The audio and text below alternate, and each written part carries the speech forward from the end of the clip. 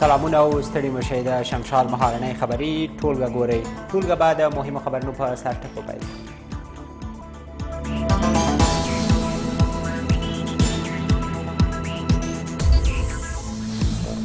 پرونۍ ازادي نننۍ آبادي ده.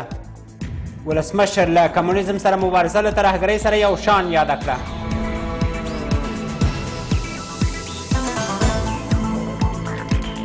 اوسنی مبارزه هماغه رنګه چې د کمونیزم مقابل کې وه نن د توریزم مقابل کې ده.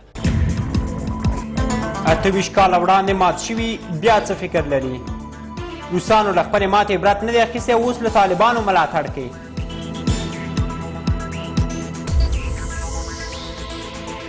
و با حمایت از گروه طالبان میخواهند مخالفین در حال جنگ علیه دولت افغانستان را تقویت نموده. ولسوالۍ منظور شوي خو واکمني نشته. د کندوز ښار په څنډو کې جګړې هلته د دولت حاکمیت کم کړی. او دا هم پوره خبرونه.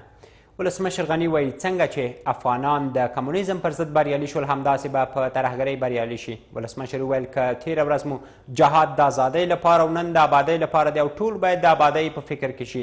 ولسمشر په هغو طالبانو چې د ده په وینا فکر خپلواک او افغاني بڼه لري غږ وکړ چې هېواد ته راوګرځي او سوله وکړي. ولسمشر د ملي اردو او ملي پولیسو سربازان او افسران په حقیقت کې د نن ورځې مجاهدین وبلل چې د ټولو خلکو اساسیتوب کوي. د 28مه د روسانو د ماتې 28م کال ولسمشرۍ ماڼۍ دلته د افغانستان څخه د سرو پوځونو د شړلو او د افغانانو د جهاد بریا ونمانځله. غونډې ته په وینا کې ښاغلي غني ویل زموږ جهاد د نړۍ مسیر ته بدلون ورکړ او د افغانانو 1.5 میلیون قربانۍ که نه وی اوس به هم ختیځ اروپا او مرکزي اسیا له غلامۍ نه وه خلاصه شوې. چې موږ اوسنی مبارزه هماغه رنګه چې د کمونیزم مقابل کې وه نن د توریزم مقابل کې ده.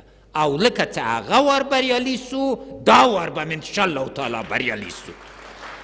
ولسمشر غني ویل د ملي اردو او ملي پولیسو سربازان او افسران په حقیقت کې د نن ورځې مجاهدین دي چې د تیر نسل د مجاهدینو غوندې د ملت د ټولو قومونو او قشرونو نمایندګي کوي. خلک به نور هیڅکله هغه کسانو ته موقع ورنه کړي چې په وطن کې سمتي قومي مذهبي یا نژادي اختلافونو ته لمن ووهي او هیڅ وخت به هغه کسان ونزغمي چې د پردو جاسوسي ادارو تروریستي شبکو په اشاره او لمسون یو ځل بیا غواړي چې افغانستان خدای مکړه د خپل ظلم او جهالت په تیارو کې ډوب کړي. ښاغلي غني له حزب اسلامي سره د سولې خبرو ته په اشارې ویل هغه طالبان چې مستقل فکر کولی شي او د اسلامت او افغانیت جذبه ورسره ده باید سولې ته راوګرځي او د داعشیانو په څیر د له وژنو لاس واخلي. له نیکه مرغه د حزب اسلامي مجاهد مشر ښاغلی حکمتیار دغه آواز ته لبیک ووایي خو له بده مرغه د طالبانو مختلفې ډلې د داعشیانو په شان لا تراوسه په دې بوختې دي چې افغانستان وران کړي، په افغانستان کې قاضي او ملا او عسکر او مامور او پولیس ووژني او په خپلو انتحاري حملو کې د ښځې او ماشومانو په شمول د هغه چا وینه تویه کړي چې د افغانستان اولاد. غني په خبره که د وسلوالو نوي یا زاړه بادران په دې فکر کوي چې یو ځل به بیا افغانستان بې اردو بې پولیسو بې قانون او له جهان سره بې اړیکې هېواد بدلیږي دا ارزو یې نه پوره کیږي. بیا به پاکستان ته خبره پاتې نسي چې د افغان مجاهدین د تروریستانو پلوي کوي. نه کوي برته خپل وطن ته راځي.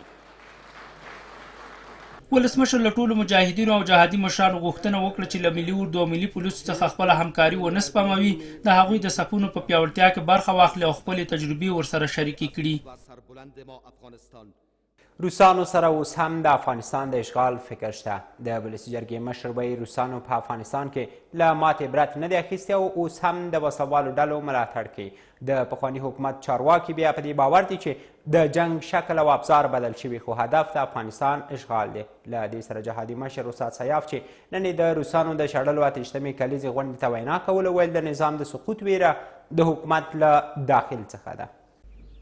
د 28مه د روسانو د وتلو ورځ افغان چارواکي دلته د 28مه ورځ چې روسان له افغانستان څخه په وتلو مجبور شوي د دې ورځې په ویاړ راټول شوي. غونډې ته په وینا کې د ولسي جرګې مشر وویل روسان اوس هم له خپلې ماتې شرم نه لري او لا هم په افغانستان کې لاسوهنه کوي.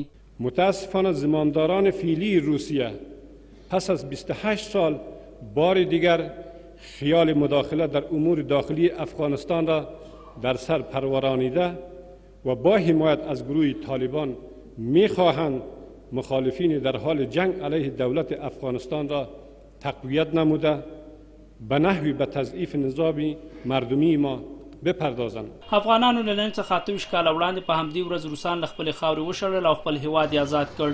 باور دا ده چې د جنگ شکل او ابزار بدل شوي او هدف اوس هم له زبرځواکو هیوادونو سره د افغانستان اشغال دی.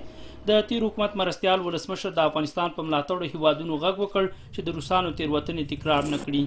اگر بار دیگر دوستان استراتژیک و بین المللی افغانستان مرتکب اشتباه شوند جبران ناپذیر خواهد بود.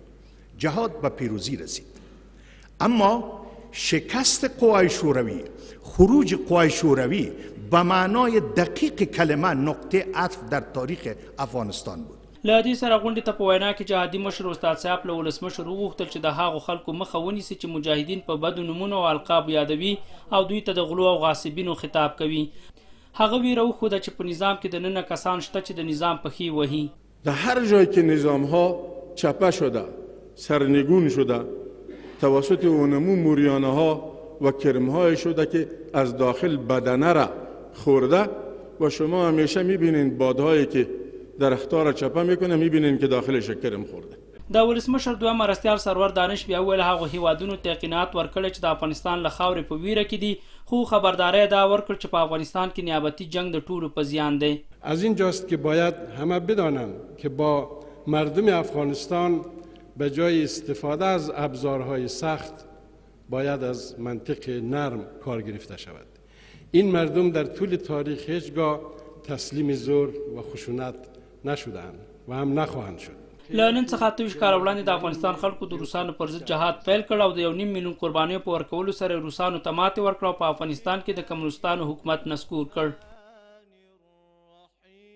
اروپایي ټولنه وایي د فبرورۍ په 18مه نیټه د جرمني په مونیخ ښار کې له افغانستان سره د ملګرتیا او همکاریو تړون لاسلیک کوي. افغان حکومت وایي د مونیخ کنفرانس د افغان حکومت او اروپایي ټولنې د اړیکو پراختیا په موخه جوړیږي او له افغانستان سره په بېلابېلو برخو کې د اروپایي ټولنې مرستې اړینې دي. د افغانستان او اروپایي ټولنې د همکاریو نوی باب. افغانستان او اروپایي ټولنه به د راتلونکي جمعې په ورځ د جرمني په مونیخ ښار کې د ملګرتیا او همکارۍ تړون لاسلیک کړي. اروپایي ټولنې تېره ورځ وویل چې دا تړون به د افغانستان د مالي وزیر اکلیل حکیمي او د اروپایي ټولنې د بهرنۍ پالیسۍ د مشرې فدریکا موګریني ترمنځ د ولسمشر محمد اشرف غني په حضور کې لاسلیک شي. د مشارکت او پرمختګ په برخه کې د همکارۍ موافقه به د افغانستان او اروپایي اتحادیې په اړیکو کې یو نوی چوکاټ رامنځته کړي. دا موافقه به د بدلون په لسیزه کې له 2014 تر 2024 پورې د افغانستان د پرمختیایي چارو لپاره شویو ژمنو ته چې د 2014 کال د اکتوبر په 4 او 5 د بروکسل په کنفرانس کې شوی وي رسمي او عملی بڼه ورکوي. ارګ وایي ولسمشر محمد اشرف غني د مونیخ کنفرانس کې د ګډون لپاره جرمني ته ځي او د سفر اجنډا به یې د راتلونکي پنجشنبې په ورځ له رسنیو سره شریکه کړي. آجنده‌ای که مربوط به سفر رئیس جمهور است و قبل از سفر ما با شما شریک میکنیم. روز پنجشنبه ما به کل آجندا رو شریک میکنیم. د مالیې وزارت وایي د مونیخ په کنفرانس کې به د افغانستان او اروپایي ټولنې د اړیکو د پراختیا په اړه بحث او تړونونه لاسلیک شي. له اروپایي ټولنې سره په لاسلیک کېدونکي تړون کې پراخې اقتصادي او سیاسي اړیکې له فساد، ترهګرۍ او د نشې توکو سره مبارزه شامله ده. هرات کې پخوانیو مجاهدینو روسیې او ایران د خبرداری ورکړ که چیرې طالبانو ملاتړ وکړي افغان ولس به یې پر وړاندې ودرېږي. هلته پخوانی جهادي قمندان اسماعیل خان باور ښودلی چې بهرنیان نشي کولی افغانستان کې سوله راولي. اسماعیل خان له حکومت وغوښتل چې نور د امریکایي سرتیرو ته د افغانستان د راتګ بلنه نه ورکړي او ولس ته دې مراجعه وکړي. د دلوي د 28مې په پار سره راټول شوي خو د مشانو څرګندونې پکې په خبرداریو متمرکزې دي. هرات کې پخوانی جهادي قمندان له طالبانو سره د ایران او روسیې اړیکو ته په اشارې خبرداری ورکړ که چیرې دا دوه هیوادونه طالبانو سره مرسته وکړي ولسونه به یې پر وړاندې ودرېږي. خارجی‌ها و قوت‌های بیرونی هیچگاه در کشورها باعث صلح و ثبات و امنیت و بازسازی و ترقی و پیشرفت نمیگردد. اسماعیل خان باور وشود چې سوله د افغانانو کورنۍ موضوع ده او بهرنیان نشي کولای افغانستان کې سوله راولي. هغه له حکومته وغوښتل چې افغانستان ته نور د بهرنیو عسکرو بلنې نه ورکوي او دا کار جګړه اوږدولی شي. یاد داشته باشند روزها با افتضاحی که از این سرزمین فرار کردند، امروز اگر خواسته باشند با پشتیبانی طالبها بار دیگر به این سرزمین رسیدن مصیبت این کشور بشن، اینها صف واحد و متحد در برابر شما. اسماعیل خان په هرات کې یو ډېر نفوذ لرونکی کس بلل کېږي چې تېرو کلونو کې د افغانستان د برېښنا وزیر پاتې شوی دی. اسماعیل خان له حکومته وغوښتل چې په هره برخه کې د مجاهدینو ته مراجعه وکړي او مجاهدین کولی شي ډېرې ستونزې حل کړي. شرف الدین کاکړ، شمشاد راډیو تلویزیون، هرات. که افغانانو د روسانو په مقابل کې قرباني نه وای ورکړی، 19 نور هیوادونه به روسیې تر خپل اشغال لاندې راوستي وو. د ځوانانو ملي ټولنه د روسانو له وتلو وروسته په هیواد کې کورنۍ جګړې د بهرنیو استخباراتي کړیو کار بولي. ارګ کې بیا ولسمشر د روسانو د وتلو د ورځې په لمانځ غونډه کې باور وښود که مجاهدینو روسان نه وای مات کړی، مرکزي اسیا او ختیځ اروپا به غلامانو. د 2025 هر کال په افغانستان کې د روسانو د وتلو په ویاړ نمانځل کیږي. دلته دا ځوانان د روسانو په مقابل کې د افغانانو جهاد د قدر وړ ګڼي. دوی وایي که افغانستان د روسي لښکرو په مقابل کې درېدلی نه وای، اوس به د پاکستان په ګډون 14 نور هیوادونه د روسیې په ولکه کې وو. مجاهدت‌ها و تلاش و سرفرازی مردم افغانستان در برابر بزرگترین قدرت غولاسای دنیا نه تنها زمینی آزادی را برای مردم افغانستان به ارمغان آورد و این فرصتی شد که بیش از 17 کشور در دنیا آزادیشان از سیطره نظام کمونیستی و اتحاد جماهیر شوروی وقت به دست بیارد. ارګ کې بیا ولسمشر غني د مجاهدینو بریا د مرکزي اسیا او ختیځ اروپا لپاره هم بریا وګڼله. د افغانستان جهاد د تاریخ د جبر مفکورې ته ماتې ورکړه. زموږ جهاد د دنیا د تاریخ مسیر بدل که، نه یوازې افغانستان آزاد که بلکې په شرقي اروپا او نورو ځایونو کې د استبدادي او یو حزبي نظامونو د ختمېدو سبب شو او مختلف ملتونه یې له زور او ظلمه راویستل. دا د هیڅوک نه هېروي که موږ 1.5 میلیون شهیدان نه وای، نن به اروپا لا په غلامي کې وای او همدارنګه مرکزي آسیا. له جهاد وروسته نیوکې دا دي چې تنظیمونو په خپلمنځي جګړو کې کابل وران کړ او زیات خلک پکې ووژل او ټپیان شول. هغه څه چې ډېر یې اوس د بهرنیو استخباراتو کار بولي.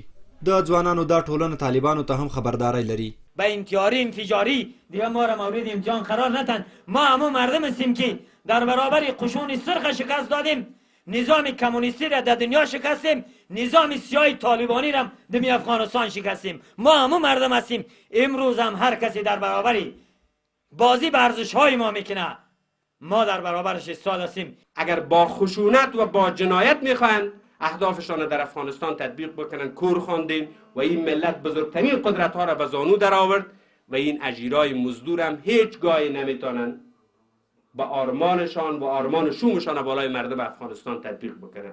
له افغانستان څخه د روسانو د وتلو 28 کاله کیږي، خو اوس هم په یو شمېر شاړو سیمو کې د هغه وخت ماینونه د بېګناه افغانانو ژوند اخلي. اوس یو ځل بیا روسیه په نړۍ کې د یو قوي هیواد په توګه راڅرګنده شوې چې په افغانستان کې طالبانو ته لاس ورکړی او له سختو غبرګونونو او پیغورونو سره مخ دي. روسیه او طالبانو دواړو اړیکې تایید کړي، خو طالبان وایي له روسیې سره یې اړیکې سیاسي دي. د کندوز لپاره هغه درې ولسوالۍ چې ولسمشر تازه منظور کړي سیمې له طالبانو سره دي. هلته اوس هم د ښار اړونده سیمو کې طالبان حاکمیت لري او افغان ځواکونو یې پر وړاندې عملیات پیل کړي چې خلک یې ناکام بولي. له کندوز یو راپور دا دی چې 60 سلنه خاوره له دولت سره ده، خو د کندوز امنیه قمنداني ردوي چې ګنې طالبان دې په دومره سیمو واکمن وي. په کندوز کې حکومت یوازې پر 60 سلنه خاوره حاکمیت لري.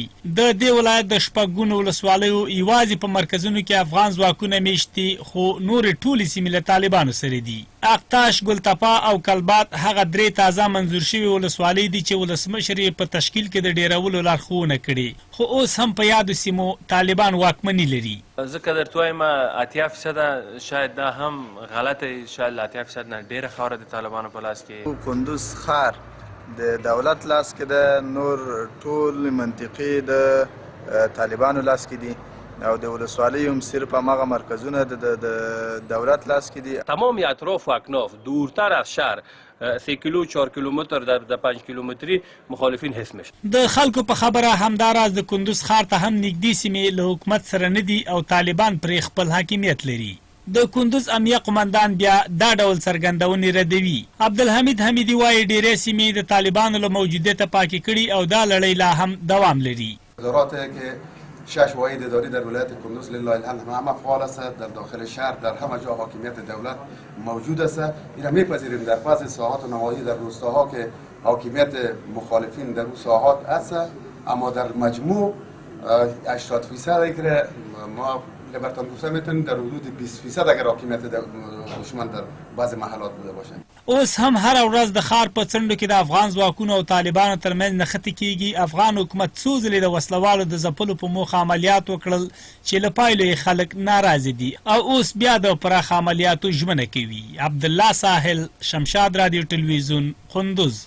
افغان حکومت د روسیې په هغه غونډه کې ګډون کوي چې د افغانستان په تړاو جوړیږي. ټاکل شوې سبا په مسکو کې د افغانستان په تړاو د سیمې د یو شمېر هیوادونو غونډه جوړه شي. له دې وړاندې تمې دا دي چې دا ډول غونډې کولی شي په افغانستان او سیمه کې د ترهګرۍ پر ضد همغږي زیاته کړي. روسیه له نږدې یوه کال راهیسې په افغانستان کې لیوالتیا ښیي او د افغان حکومت ترڅنګ طالبانو سره هم اړیکې پالي. زیات افغانان په افغانستان کې د روسیې سیاستونو ته د شک په سترګه ګوري چې ګنې غواړي له امریکا سره سیالي وکړي. روسیه اوس په ښکاره په سیمه کې له ترهګرۍ ویره لري او په دې تړاو یې هڅې پیل کړي چې د سیمې هیوادونو همغږي رامنځته کړي. سبا مسکو د افغانستان په تړاو یو غونډه لري چې افغان استازی هم ورغلی او د سیمې هیوادونو استازي به هم ګډون پکې وکړي. به خاطر اینکه این نشست در مورد افغانستان است، جمهوری اسلامی افغانستان تصمیم اتخاذ کرد تا نماینده از جانب دولت افغانستان یعنی رئیس استراتژی و پالیسی وزارت امور خارجه در این نشست اشتراک کند.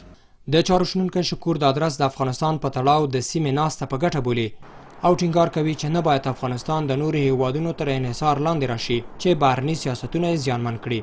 روس، هند، ایران، پاکستان، چین او د جهان ټول هیوادونه په خپل نوبت سره د افغانستان د سولې په پروګرام کې برخه واخلي. تر اوسه خو زموږ دپاره صرف جنگ او جنگ و. دا چې روس ادعا لري چې یا هند ادعا لري چې موږ غواړو د افغانستان دپاره د سولې یو پروګرام جوړ کړو او د افغانستان د دولت استازی هم پکښې کېدی. زه په دې خوشحاله یم. نور بیا ټینګار کوي چې له دې ډول غونډو د افغانستان خپله ګټه لاسته راوړي او د سیمې هیوادونه قانع کړي چې د ترهګرۍ پر ضد ټوله قرباني افغانان ورکوي. دغو ناسو ته باید د افغان ملت ډېر په تمه باندې نشي، اما که ښه نیت ولري ولې نه. هر څوک چې د افغانستان په مسایلو کې مداخله لري که هغې له مداخلې نه لاس واخلي، زه فکر کوم چې د ملک مسایل به ډېر زر حل. چین، ایران، پاکستان، هند هغه هیوادونه دي چې په مسکو کې راسره راغونډېږي. د سیمې او په ځانګړي ډول د افغانستان د ستونزو په تړاو به خبرې وکړي. دا په داسې حال کې ده چې روسیه او ایران په ښکاره له امریکا سره د رقابت په خاطر د طالبانو ملاتړ ته مټې بډ وهلې او دواړو لورو تر یوه بریده هم اعتراف کړی.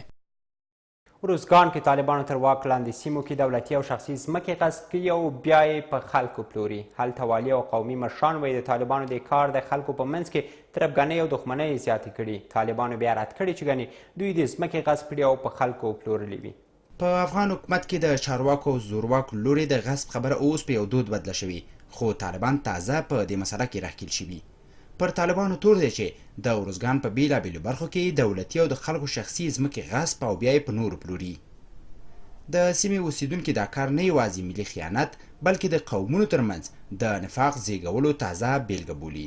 عامې شتمنۍ دي چې طالبان یې لوټوي، ځکه طالبان هم د دې خاورې دي. باید د ملي شتمنیو احترام وساتي. کورنۍ مځکې یې په جراوت کې راګرځولې دي. دا اوس فعلا چې هغو کښتونه به کرلي وو دوی راوګرځول چې هغو ته نه یو پوجي ورپرېږدي نه یو اوبه ورپرېږدي چې اوبه پر ولګوي.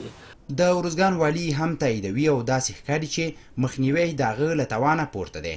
محمد نظیر خروټی یوازې له خلکو د یادو ځمکو د نه اخیستلو غوښتنه کوي.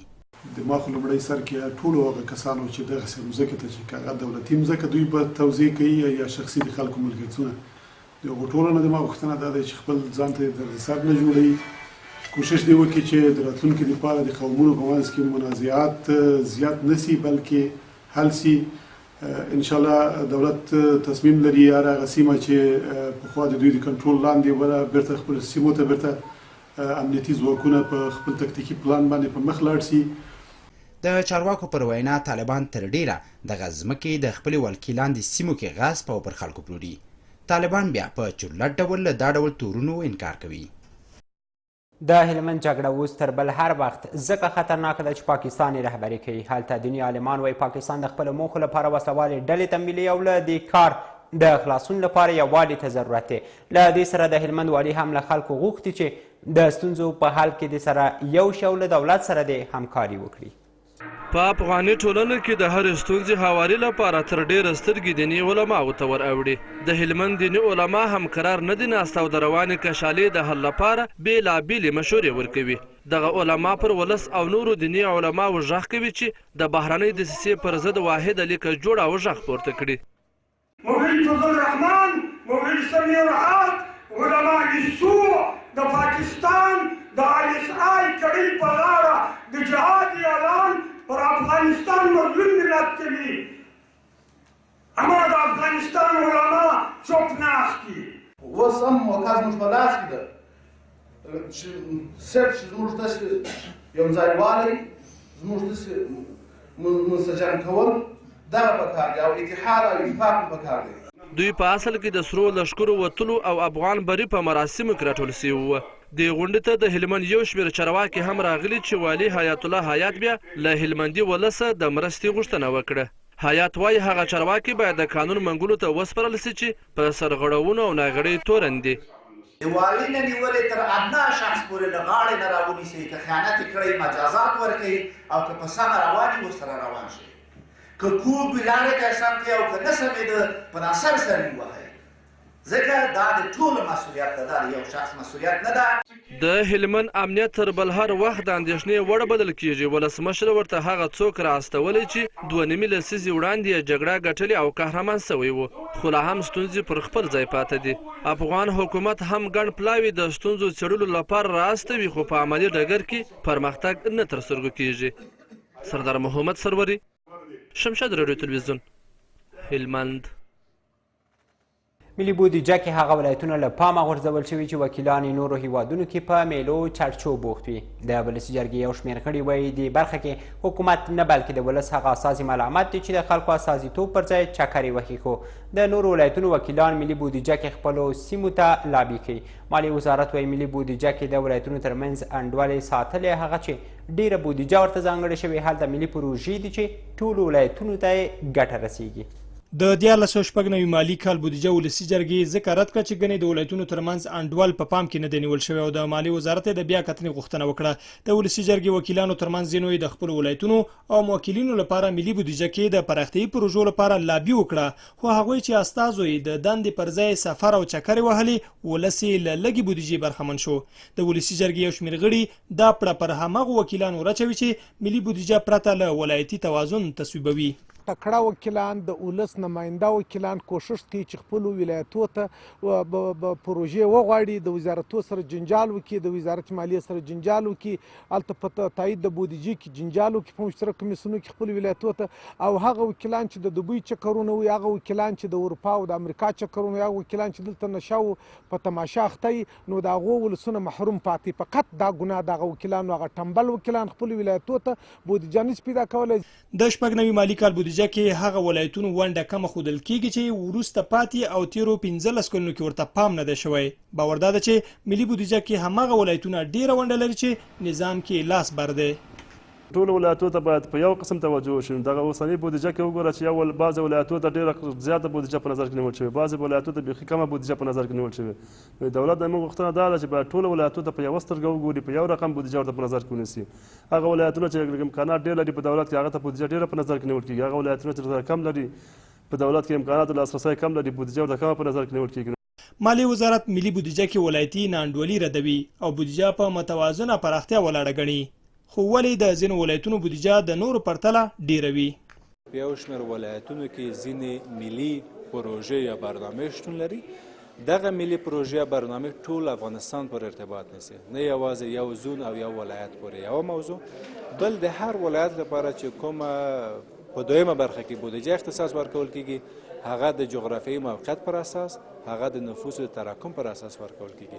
په مالیې وزارت د ولایتونو ترمنځ د ناانډولۍ سربیره بله نیوکه دا ده چې ګڼې ولایتونو ته د کاغذ پر مخ بودیجه ومني، خو په عمل کې اړوند پروژو ته د کال تر نیمایي هم نه ورسیږي.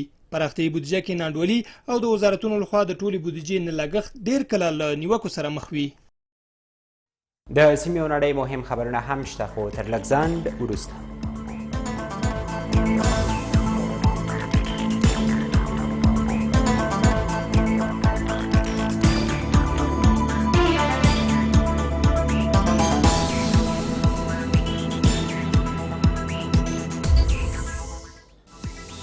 ستړي مشئ، اوس هم بهرني خبرونه.